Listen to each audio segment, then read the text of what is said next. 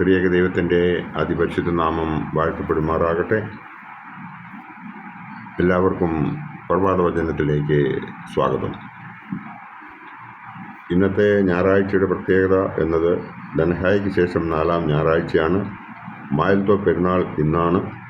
കർത്താവിൻ്റെ ദേവാലയ പ്രവേശനം. വയോധിക ദിനം ഇന്നാണ്. വൃദ്ധനായ ശിമോൻ്റെയും മർത്ത് ഹന്നായുടെയും ഓർമ്മ ദിവസമാണ്. മുക്കാഞ്ചേരിൽ പത്രോസ് മാർ ഉത്താസ്തിയോസ് മെത്രാപ്പൊലീത്തയുടെ 57-ാം ഓർമ്മ ഇന്നാണ്.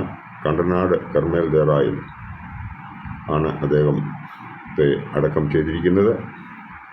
ഇന്നത്തെ വേദഭാഗം എവൻഗേലിയോൻ സമയത്ത് വായിക്കുന്നത് വിശുദ്ധ മർക്കോസ് എവൻഗേലിയോസ് എഴുതിയ സുവിശേഷം 6-ാം അധ്യായം 1 മുതൽ 6 വരെ ഉള്ള ഭാഗമാണ്. ദേവാലയ പ്രവേശനത്തെക്കുറിച്ച് നോക്കുമ്പോൾ വിശുദ്ധ ലൂക്കോസ് എവൻഗേലിയോസ് എഴുതിയ സുവിശേഷം 25-ാം വാക്യം മുതൽ 40-ാം വാക്യം വരെയുള്ള ഭാഗമാണ് ഇന്നത്തെ ദിവസത്തിൻ്റെ പ്രത്യേകത എന്ന് പറയുന്നത്. ഇവിടെ നാം കാണുന്നത് യേശു തമ്പുരാൻ ഏറ്റവും ആദരിക്കപ്പെടാതെ പോകുന്ന പൃഥു നഗരത്തെക്കുറിച്ചും ആ ജനത്തിൻ്റെ മനോഭാവത്തെക്കുറിച്ചും അവിടെ യേശുവിൻ്റെ പ്രതികരണത്തെക്കുറിച്ചും വിവരിക്കുന്ന വേദഭാഗമാണ് ഇവിടെ മർക്കോസ് എവൻഗേലിയോസ് എടുത്തു പറയുന്നത്. പൊതുബോധ്യം നൽകുന്ന പുനർവീക്ഷണത്തിൻ്റെ പ്രസക്തിയാണ് നാം ഇവിടെ കാണുന്നത്. ചിരപരിചയം കൊണ്ട് ഭംഗി നഷ്ടപ്പെട്ടു പോയ അനുഭവങ്ങൾ പ്രിയപ്പെട്ടവരുടെ ഇടയിൽ ആവർത്തിക്കപ്പെടാറുണ്ട്. യേശുവിൻ്റെ പ്രതിനഗരത്തിൽ സംഭവിക്കുന്ന ദുരന്തമാണ് ഇവിടെ നാം കാണുന്നത്. ജീവിതത്തെ മെച്ചമാക്കുന്ന തച്ചനയായിട്ടാണ് നാം ഇവിടെ അവനെ കാണുന്നത്. ഇവൻ മറിയുടെയും മകനും യാക്കോബ്, യോസെ, യൂദ, ശിമോൻ എന്നിവരുടെ സഹോദരനുമായ തച്ചനല്ലയോ എന്ന് ഇവിടെ എടുത്തു ചോദിക്കുന്നുണ്ട്. ആരാണ് തച്ചൻ? ഗ്രീക്ക് ഭാഷയിൽ തക്നോൺ എന്ന പദമാണ് ഉപയോഗിച്ചിരിക്കുന്നത്.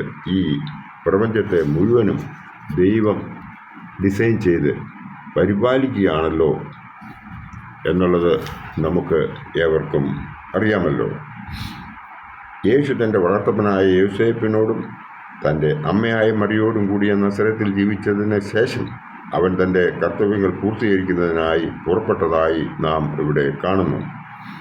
നാം കാണുന്ന വേദഭാഗം യായിറോസിൻ്റെ മകളെ മരണത്തിൽ നിന്നും രക്ഷിച്ച് അവിടെ നിന്നും പുറപ്പെടുന്നതായി നമുക്ക് കാണുവാൻ സാധിക്കും. അതായത് 5-ാം അധ്യായത്തിൻ്റെ അവസാന ഭാഗം വായിക്കുമ്പോൾ നമുക്ക് ഇത് കാണുവാൻ സാധിക്കുന്നുണ്ട്. തൻ്റെ പൃഥു നഗരത്തിൽ ചെന്നു. അവിടെ യേശുവിനെ അവർ അംഗീകരിക്കുന്നില്ല. യഹൂദന്മാരുടെ ഇടയിൽ ഉണ്ടായിരുന്ന ഒരു പാരമ്പര്യം എന്നത് അവർ 4 കാര്യങ്ങൾ തങ്ങളുടെ ആൺമക്കളെ, പ്രത്യേകിച്ച് മൂത്ത ആൺമക്കളെ പഠിപ്പിക്കുക പതിവായിരുന്നുവെന്ന് നമുക്ക് അവരുടെ ചരിത്രം വായിക്കുമ്പോൾ മനസ്സിലാക്കുവാൻ സാധിക്കും. ഒന്നാമത്തത് പരിച്ഛേദന ചെയ്യിപ്പിക്കുക, 2ാമത്തത് ശുദ്ധീകരിക്കുക, 3ാമത്തത് ന്യായപ്രമാണം പഠിപ്പിക്കുക, 4ാമത്തത് തൊഴിൽ പഠിപ്പിക്കുക. യഹൂദന്മാരുടെ ഇടയിൽ ഒരു പഴമൊഴി ഉണ്ടായിരുന്നത്, ഒരു അപ്പൻ തൻ്റെ മകനെ ഒരു തൊഴിൽ പഠിപ്പിക്കുന്നില്ല എങ്കിൽ അത് അവനെ കവർച്ച ചെയ്യിപ്പിക്കുന്നതിന് തുല്യമാണ് എന്നായിരുന്നു. യേശു തൻ്റെ പരസ്യ ശുശ്രൂഷ ആരംഭിക്കുന്നതിന് മുമ്പ് യോസേപ്പ് പിതാവിനോടൊപ്പം തൊഴിൽ പഠിച്ച് ആ ജോലി ചെയ്ത് ജീവിച്ചിരുന്നതായി നമുക്ക് കാണുവാൻ സാധിക്കും. ഇവിടെ നാം കാണുന്നത് ഇവൻ മറിയയുടെ ഒരേ ഒരു മകൻ മാത്രമാണ്. അവൻ്റെ സഹോദരങ്ങൾ യോസേപ്പിൻ്റെ മക്കളായിരുന്നു എന്നതാണ് നമുക്ക് വേദപുസ്തകത്തിൽ നിന്നും കാണുവാൻ സാധിക്കുന്നത്. യേശു ക്രിസ്തു ക്രൂശിൽ കിടന്നുകൊണ്ട് തൻ്റെ മാതാവിനെ യോഹന്നാനെ ഏൽപ്പിക്കുന്നതായിട്ടാണ്. മറിയയ്ക്ക് വേറെ മക്കളുണ്ടായിരുന്നുവെങ്കിൽ യേശു തൻ്റെ അമ്മയെ യോഹന്നാനെ ഏൽപ്പിക്കുമായിരുന്നോ? പരിശുദ്ധാത്മാവിൻ്റെ പ്രവർത്തനമാണ് നാം ഇവിടെ വായിച്ചു കേട്ട വേദഭാഗം കാണുന്നത്. ഇവിടെ നമുക്ക് മനസ്സിലാക്കാനുള്ളത് 3 കാര്യങ്ങളാണ് 5ഉം 6ഉം വാക്യങ്ങളിൽ കാണുന്നത്. ദൈവത്തിൻ്റെ അത്ഭുതങ്ങൾ പ്രവർത്തിക്കണമെങ്കിൽ ആഴമേറിയ വിശ്വാസം ഉണ്ടായിരിക്കണമെന്ന് ഇവിടെ തെളിയുന്നു. എവിടെ വിശ്വാസത്തിന് ഭംഗം വന്നിട്ടുണ്ടോ അവിടെ ദൈവഭക്തി പ്രവർത്തിക്കുന്നില്ല. കളങ്കമില്ലാത്ത വിശ്വാസം നമുക്ക് ഉണ്ടെങ്കിൽ മാത്രമേ നമുക്ക് മനസ്സോടെ പ്രാർത്ഥിക്കുവാൻ സാധിക്കുകയുള്ളൂ. അതുമാത്രമേ ദൈവം സ്വീകരിക്കുകയുള്ളൂ എന്നതാണ് 2ാമത്തെ പോയിന്റ്. നമുക്ക് എളിമയുണ്ടായിരിക്കണം. യേശുവിനെ നോക്കുക, അവൻ തൻ്റെ 30-ാം വയസ്സ് വരെ തൻ്റെ മാതാപിതാക്കന്മാരോടൊപ്പം ഒരു സാധാരണക്കാരനെ പോലെ ജീവിച്ചു. നമുക്ക് അങ്ങനെ എളിമയോടുകൂടി ജീവിക്കുവാൻ സാധിക്കുന്നുണ്ടോ എന്ന് ചോദിക്കേണ്ട ഒരു ദിവസമാണ് ഇന്ന്. മൂന്നാമത്തേത് ഇടവിടാതെ പ്രാർത്ഥിക്കുക എന്നുള്ളതാണ്. പരിശുദ്ധനായ പൗലോസ് ശ്ലീഹ തെസ്സലോനിക്കർക്ക് എഴുതിയ 1-ാം ലേഖനം 5-ാം വാക്യം 17-ാം വാക്യത്തിൽ പ്രകാരം പറഞ്ഞിരിക്കുന്നു. ഇടവിടാതെ പ്രാർത്ഥിക്കണമെന്ന് കൊലോസ്യർ 4:2 പൗലോസ് ശ്ലീഹ ഇപ്രകാരം എഴുതിയിരിക്കുന്നു. പ്രാർത്ഥനയിൽ ഉറ്റിരിപ്പീൻ, സ്തോത്രത്തോടെ അതിൽ ജാഗരിപ്പീൻ എന്നാണ്. മറ്റുള്ളവരെ മനസ്സിലാക്കി ജീവിക്കുവാൻ ആദ്യം നമ്മൾ പഠിക്കണം. അതിനായി നമ്മൾ മനസ്സിലാക്കേണ്ടതായ ഒരു തത്വസംഹിത എന്നത് ആര് പറഞ്ഞു എന്നത് നോക്കാതെ എന്തു പറഞ്ഞു എന്നതാണ് നാം നോക്കേണ്ടത്. രണ്ടാമത്തെ പ്രത്യേകത ഇന്നത്തെ ദിവസം എന്ന് പറയുന്നത് മായൽത്തോ ആണ്. ഇന്നത്തെ ദിവസത്തിൻ്റെ പ്രാധാന്യം. അതിന് നാം നോക്കേണ്ടത് ലൂക്കോസ് എവങ്കേലിയോസ് എഴുതിയ സുവിശേഷം 2-ാം അധ്യായം 25 മുതൽ 40 വരെയുള്ള ഭാഗമാണ് അവിടെ എഴുതിയിരിക്കുന്നത്, അവിടെ കാണുന്നത്. അതിൽ പ്രകാരം തുടങ്ങുന്നു. യെരുശലേമിൽ ശിമ്യോൻ എന്നു പേരുള്ള ഒരു മനുഷ്യനുണ്ടായിരുന്നു. ഈ മനുഷ്യൻ നീതിമാനും ഇസ്രായേലിൻ്റെ ആശ്വാസത്തിനായി കാത്തിരുന്നവനുമായിരുന്നു. പരിശുദ്ധാത്മാവും അവൻ്റെ മേൽ ഉണ്ടായിരുന്നു. കർത്താവിൻ്റെ ക്രിസ്തുവിനെ കാണും മുമ്പ് മരണം കാണുകയില്ല എന്ന് പരിശുദ്ധാത്മാവിനാൽ അവന് അരുളപ്പാട് ഉണ്ടായിരുന്നു. അതുപോലെ തന്നെ രണ്ടാമത്തെ വ്യക്തിത്വത്തെ നമ്മൾ കാണുന്നതാണ്. ആശേർ ഗോത്രത്തിൽ ഫനുവേലിൻ്റെ മകളായ ഹന്ന എന്നൊരു പ്രവാചകയുണ്ടായിരുന്നു. അവൾ കന്യാകാലത്തിൽ പിന്നെ ഭർത്താവിനോടുകൂടെ 7 സംവത്സരം കഴിഞ്ഞു.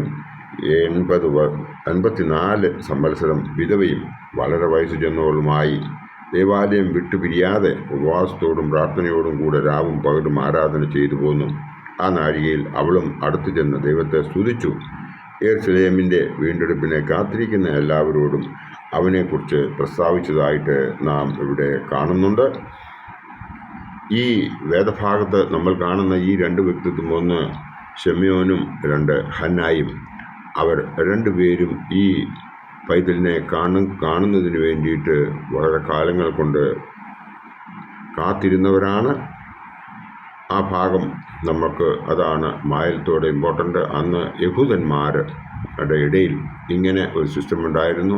അവരുടെ ശുദ്ധീകരണ കാലം കഴിഞ്ഞതിന് ശേഷം അവർ കുഞ്ഞിനെയും കൊണ്ട് ദേവാലയത്തിൽ ചെന്ന് യഹൂദന്മാരുടെ ആചാരപ്രകാരം ഉള്ള കർമ്മങ്ങൾ ചെയ്യുമായിരുന്നു. അതിന് ചെന്നപ്പോഴാണ് ഈ 2 വ്യക്തിത്വത്തെ അവിടെ കാണുന്നത് എന്ന് നമുക്ക് മനസ്സിലാകും. 39-ാമത്തെ വാക്യത്തിൽ ഇപ്രകാരം പറയുന്നുണ്ട്. കർത്താവിൻ്റെ ന്യായപ്രമാണത്തിൽ കൽപ്പിച്ചിരിക്കുന്നതൊക്കെയും നിവർത്തിച്ച ശേഷം അവർ ഗലീലയിൽ തങ്ങളുടെ പട്ടണമായ നസറത്തിലേക്ക് മടങ്ങിപ്പോയി. പൈതൽ വളർന്നു, ജ്ഞാനം നിറഞ്ഞു, ആത്മാവിൽ ബലപ്പെട്ടു പോന്നു. ദൈവകൃപയും അവൻ്റെ മേൽ ഉണ്ടായിരുന്നു എന്ന് നമുക്ക് കാണുവാൻ സാധിക്കും. എന്നാൽ തൻ്റെ കർത്തവ്യങ്ങൾ ആരംഭിക്കുന്നതിന് വേണ്ടി തൻ്റെ 30-ാമത്തെ വയസ്സിൽ ഭവനത്തിൽ നിന്നും വെളിയിലിറങ്ങി പല അത്ഭുതങ്ങളും അവിടെ ചെയ്യുന്നതായി നമുക്ക് കാണുന്നുണ്ട്. രക്തസ്രാവക്കാരി സ്ത്രീയെ സൗഖ്യമാകുന്നതായി നാം കാണുന്നുണ്ട് 5-ാം അധ്യായത്തിൽ. അതുകൂടാതെ നമുക്ക് കാണുവാൻ സാധിക്കുന്നത് യായിറോസിൻ്റെ മകളെ ഉയർപ്പിക്കുന്നതായി നാം കാണുന്നുണ്ട്. അതിനുശേഷമാണ് ഇവിടെ വന്ന് തിരസ്കരിക്കപ്പെടുന്നതായി നാം കാണുന്നത്. ഈ വേദഭാഗമെല്ലാം കൂടെ കൂട്ടി വായിക്കുന്ന അവസരത്തിൽ നാം മനസ്സിലാക്കേണ്ടത്, മറ്റൊരാളെ കൃത്യമായി തിരിച്ചറിയണമെന്നുണ്ടെങ്കിൽ നാം ദൈവാനുഗ്രഹമുള്ളവരായിരിക്കണം. അതിൻ്റെ ഒന്നാമത്തെ ഒരു ഉദാഹരണം എന്ന് പറയുന്നത്, നാം പഴയ നിയമത്തിലേക്ക് ചെല്ലുമ്പോൾ നമുക്ക് കാണാൻ പറ്റുന്ന ഒരു ഭാഗമുണ്ട്. ശമൂവേൽ 1 ശമൂവേലിൻ്റെ ഭാഗത്ത് ദാവീദിനെ സെലക്ട് ചെയ്തതായി നാം അവിടെ കാണുന്നുണ്ട്. തനിക്ക് 8 മക്കളുണ്ടായിരുന്നതിൽ ഒന്നിനും കൊള്ളുകയില്ലാത്തവൻ എന്ന് വീട്ടുകാർ തന്നെ പറഞ്ഞിരുന്ന ആ ദാവീദിനെയാണ് ഇവർ സെലക്ട് ചെയ്യുന്നതായിട്ട് നാം കാണുന്നത്. ദൈവനിയോഗം നമ്മൾ മനസ്സിലാക്കി ജീവിച്ചാൽ നമുക്ക് ആർക്കും ഇതിൽ നിന്ന് ഒരു ദോഷവും സംഭവിക്കുകയില്ല എന്ന് നമുക്ക് മനസ്സിലാക്കുവാൻ സാധിക്കും. 1 ശമൂവേൽ 16 നമ്മൾ കാണുന്നതാണ് ആ തിരഞ്ഞെടുപ്പിൻ്റെ മാനദണ്ഡം നമ്മൾ കാണുന്നത്.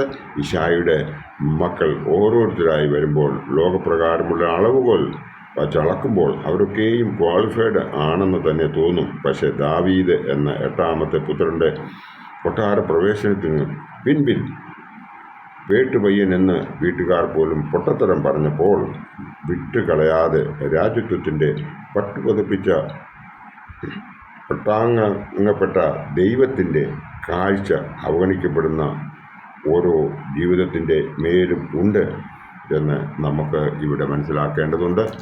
ദൈവം നമ്മളെല്ലാവരെയും അനുഗ്രഹിക്കട്ടെ. ഇന്നത്തെ ദിവസത്തിൻ്റെ പ്രത്യേകത മനസ്സിലാക്കിക്കൊണ്ട് നാം അതിൻ പ്രകാരം ജീവിക്കുന്നുവെങ്കിൽ നമ്മെ ദൈവം അനുഗ്രഹിക്കുമെന്ന് മാത്രം ഓർപ്പിച്ചുകൊണ്ട് എൻ്റെ വാക്കുകൾ കൂടെ സംഹരിക്കട്ടെ. നന്ദി, നമസ്കാരം.